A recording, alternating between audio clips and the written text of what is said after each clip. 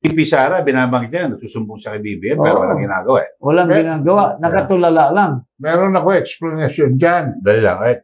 Yung report na ibigay after 10:30 in the morning. Ano na? Wala na. Amoy alak na. Amoy alak na, naglalasing na. By 10:30, amoy alak na. Amoy alak na yan. So after 10:30 siguro, kung mayroong report na naibigay. Pero dito wala ba parang nagutan yung dating secretary? Dapat, alam mo, kung kasi ang implementing agency nito, si Bunuan, dapat yan ang hahabulin. Bakit ngayon parang nakalimutan na si Bunuan? If you recall, yung Bernardo, bata ni Bunuan yan, nagre-report kay Bunuan yan. One time na-meet namin yan ni Pichay, si Bernardo, dahil nagreklamo nga si, tinutulungan ko si Congressman Nograles, na bakit yung kanyang project,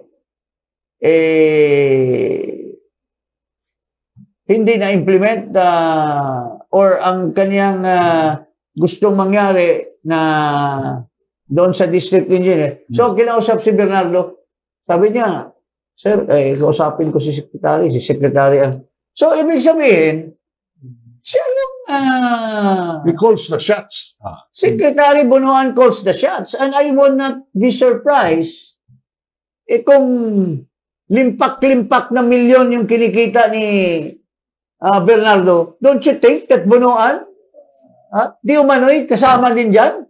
Pero bakit he's getting scot-free? Why is he not being investigated? Why is it that command responsibility lahat ito? Itong mga corruption sa Department of Public Works. The buck stops at the office of the secretary.